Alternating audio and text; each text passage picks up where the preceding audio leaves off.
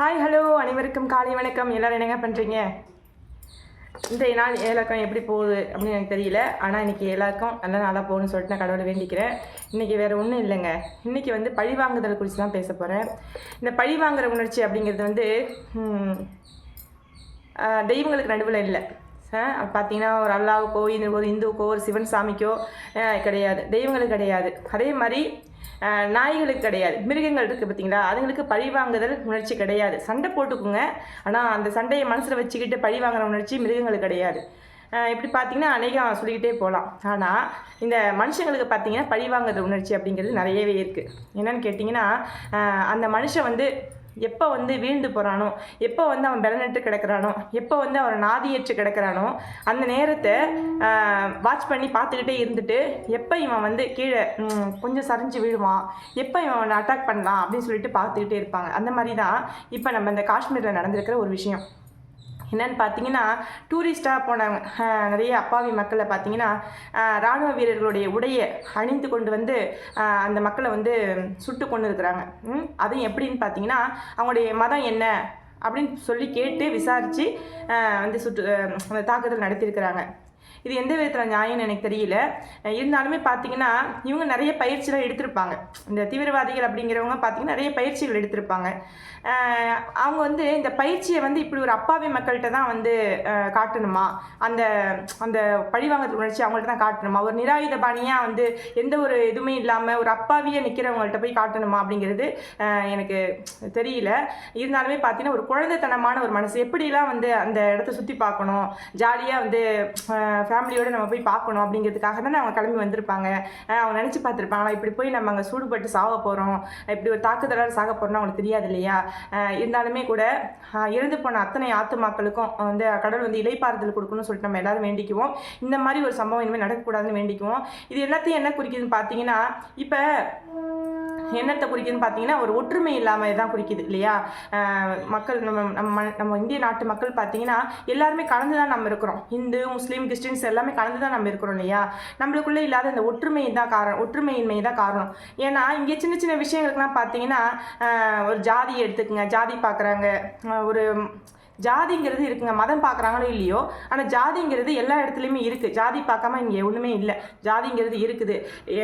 எந்த ஜாதியோ எந்த மதமோங்க. ஆனால் பார்த்தீங்கன்னா நம்ம உடம்புல ஓடுறது எல்லாமே பார்த்தீங்கன்னா அந்த சிகப்பு குருதி தான் இல்லையா. அந்த சிகப்பு கலரில் இருக்கிற அந்த ரத்தம் தான்.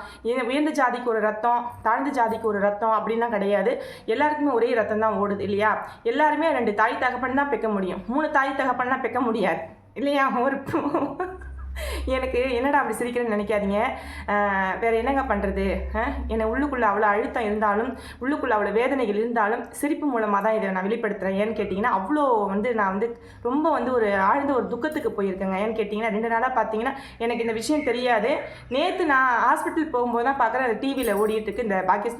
இந்த பாகிஸ்தான் காஷ்மீர் மேலே அந்த தீவிரவாதிகள் காஷ்மீர் மேலே கொடுத்த அந்த தாக்குதல் நேற்று நான் டிவியில் தான் பார்த்தேன். அதுக்கப்புறமா தான் நான் வீட்டில் எல்லாத்தையும் விவரமாக பார்க்கும்போது தான் எனக்கு இதெல்லாம் தெரியுது. நான் என்ன சொல்கிறேன்னா, ஒரு நிராயுத பாணியாக ஒரு வராங்க, ஒரு மக்கள் வராங்க, ஒரு அப்பாவித்தனமான மக்கள்கிட்ட போய் இந்த மாதிரி ஒரு வீரத்தை காட்டணுமா? எவ்வளோ கேவலமான ஒரு விஷயம் இல்லையா. ஏங்க ரொம்ப கேவலமான ஒரு விஷயம் தானே. என்ன சொல்கிறேன்னு தெரியல. இருந்தாலுமே பார்த்தீங்கன்னா இது எப்படி இவங்க உள்ளே வந்தாங்க, எப்படி இத்தனை இதையும் பாதுகாப்பையும் எல்லையும் மீறி இது உள்ளே எப்படி வந்தாங்க அப்படிங்கிறது தான் எனக்கு தெரியல. நிறைய பேருக்கு இது கேள்விக்குறியாக தான் இருக்குது. இருந்தாலுமே பார்த்தீங்கன்னா அந்த மக்கள் எவ்வளோ தைரியமாக தானே பக்கத்தில் போயிருப்பாங்க. இராணுவ வீரர்கள் நம்மளை பாதுகாப்புக்கு இருக்கிறாங்க அப்படின்னு சொல்லிட்டு தானே உள்ளே போயிருப்பாங்க. இருந்தாலுமே கூட அங்கே காஷ்மீரில் உள்ள மக்கள்லாம் ஒன்றே இது ஒரு மதம், இந்த மதத்தை சார்ந்தவங்க நம்மளை மேலே தாக்குதல் பண்ணிட்டாங்க, அவங்க நம்ம விரோதியாக பார்க்கணும் அப்படிங்கிறதெல்லாம் கிடையாதுங்க. அவங்க என்ன பண்ணுவாங்க, இவங்க இப்படி பண்ணதுக்கு அவங்க என்ன பண்ணுவாங்க, அவங்களுக்கு அந்த மனிதாபிமான மனித நேயம் இருந்ததுனால தான் பாதிக்கப்பட்ட ஒவ்வொருத்தரையும் சேஃப்டியாக கொண்டு போய் பாதுகாத்து உள்ளே கொண்டு வச்சிருக்கிறாங்க. என்னன்னு கேட்டிங்கன்னா அந்த இடத்துல அந்த தாக்குதல் நடந்து முடிஞ்சதுக்கப்புறம் மீதி இருக்கிற டூரிஸ்ட்டாக அங்கே இருக்கிற அந்த உள்ளூர் மக்கள் தான், அந்த காஷ்மீரில் இருக்கிற அந்த உள்ளூர் மக்கள் இருக்காங்களே, அவங்க தான் சேஃப்டியான ஒரு இடத்துக்கு கொண்டு போயிருக்கிறாங்க. என்ன நடந்ததுன்னு எதுவுமே சொல்லாமல், ஏன்னா பயந்துருவாங்க இல்லையா. அதில் ஒருத்தருக்கு ஹார்ட் அட்டாக்கே வந்துருச்சான். ஏன்னு கேட்டிங்கன்னா இந்த விஷயம் தெரியாமல் தான் கொண்டு போய் அவங்க மறைச்சி கொண்டு ஒரு சேஃபான இடத்துல வச்சிருக்கிறாங்க. இருந்தாலுமே கூட அந்த மனுஷன் அவருக்கு வந்து இந்த தெரிஞ்சதுக்கு கொஞ்சம் கொஞ்சமாக அது தெரிஞ்சதுக்கு என்ன நடந்துதாங்க அப்படின்னு தெரிய வரும்போது அவருக்கு ஹார்ட் அட்டாக் வந்துருச்சான்.